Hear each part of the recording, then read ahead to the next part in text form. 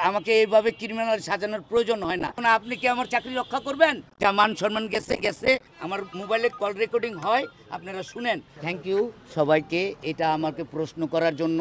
তাই আপনারা তো সাংবাদিক ভাই, আপনারা আমার কাছে আসছেন, আমাকেও কিছু বলার সুযোগ দিয়েছেন। তাই আমি বলি যে ওনারা যে কথাটা বলছেন আমার মোবাইলটা রেকর্ডিং হয়, আপনারা নিয়ে শুনেন আমি কাকে বলে দিচ্ছি কি না বলে দিচ্ছি, তাইলেই তো ইমপ্রুভড হয়ে যাবে, ঠিক না? আর আমাকে এইভাবে ক্রিমিনাল সাজানোর প্রয়োজন হয় না। যা মান সম্মান গেছে গেছে, পারলে আরও কিছু দিয়ে দেন। আমি এখানে মনে করেন যে আগে টিকিট রেজিস্টার ছিলাম, এখন আমার পদোন্নতি হয়েছে, মানে ট্রান্সফার দিচ্ছে 3 তলায় বড় স্যারের রুমে। আমি আসছি নিচে দেখা করতে, তারা আমার ফোনে খালি কথা বলছি, এখন আমার প্রশ্ন করছে যে তুমি ফোনে সবাইকে বলে দিতেছো সেনাবাহিনী আসছে।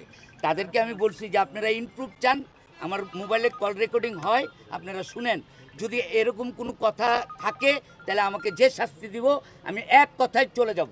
আমি আগে টিকিট রেজিস্টার ছিলাম, এখন আমি বড় স্যারের রুমের পিএ। আমি নামছি আমার পুরাতন ইয়াদের কলিগদের সাথে দেখা করতে, কোনো ইনফরমেশন না, দেখা করতে। আমি 1 সপ্তাহ হয়েছে যে। হ্যাঁ আছে, অবশ্যই আছে। হ্যাঁ আমি দেখাই দিতে পারবো না, না পারবো না, না দেখাবো না। আপনি কি আমার চাকরি রক্ষা করবেন বলেন, তাইলে আমি দেখাই দিব। আমার চাকরি কেউ রক্ষা করবেন না। আর আমাকে যে এখন প্রশ্ন করতেছেন অবাঞ্ছিত, আমরা কাজ করতে আসছি, একটা ফোন তুলছি, আমি প্রমাণ দেখাচ্ছি, নেন না। আর তারাই না আমাকে সাইড করে রাইখা দিল, আমি ঘোষিত অপরাধী।